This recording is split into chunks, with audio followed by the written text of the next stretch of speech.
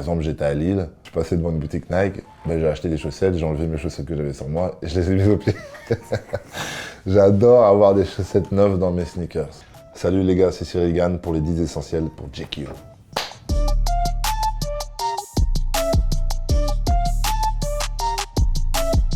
La casquette, c'est parce que j'adore avoir les cheveux coupés nets et quand je les ai pas coupés, je me trouve très moche.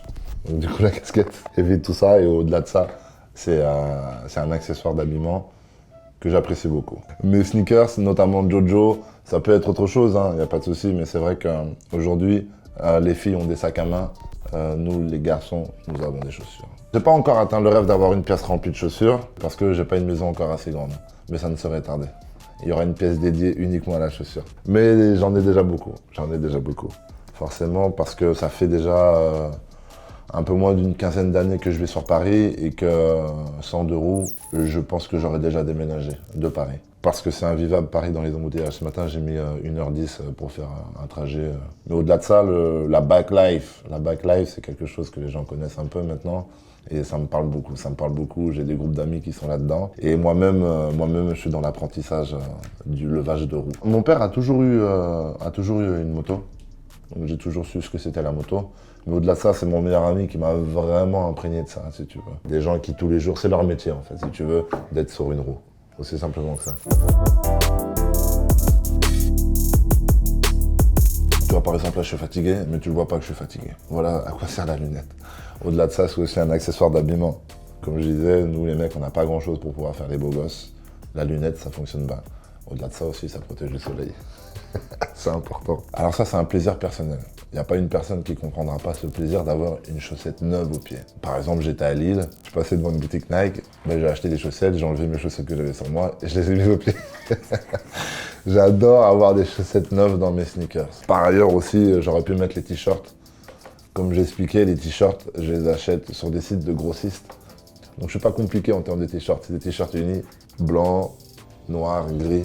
Et j'en achète par 50. Et j'ai des gros cartons comme ça dans mon garage. Et quand je sors en soirée, qu'est-ce que je fais? Des fois, je mets juste un pull, des fois, je sors torse nu. Je vais chercher la bécane, j'ouvre un carton et je prends le t-shirt et je le mets sur moi. La chaussette, c'est un peu pareil. Tu vois, en pleine rue, je peux très bien changer de chaussette pour en mettre une neuve. J'ai un problème avec ça aussi. Donc là, c'est des AirPods, mais j'aurais pu parler très bien de casque audio aussi. La musique, c'est vraiment quelque chose pour moi de hyper important. Les gars à la salle, quand j'ai intégré, et même à Factory, j'arrivais, je passais la porte avec ma baffe et musique à fond et je rentrais puis ça commençait à danser, à enjailler les gens. Ça va parce que j'écoute de la bonne musique donc les gens suivent, tu vois. Donc ça va, je saoule pas trop les gens. Tu hoches la tête mais à chaque fois que je passe un son, tu chasames. Donc c'est que c'est bon signe.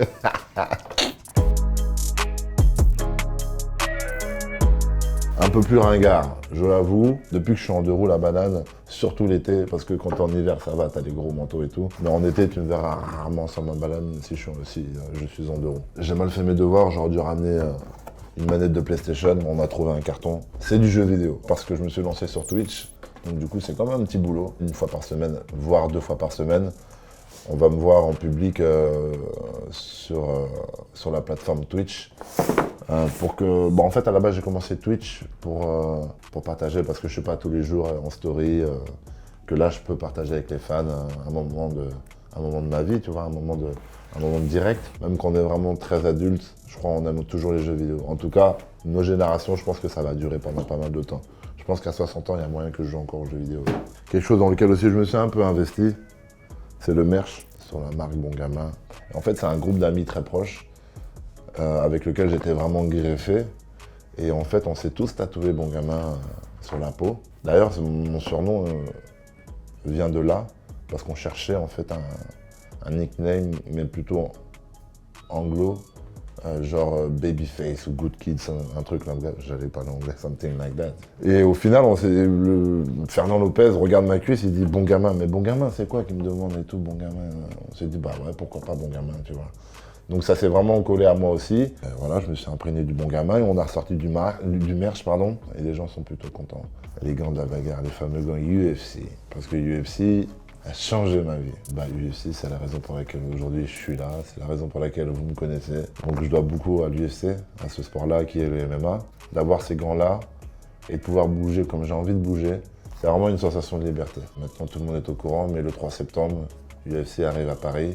Je vous demande du soutien, j'espère que vous serez nombreux et on va faire le taf ensemble. Les gars, c'était Cyril Gann pour GQ.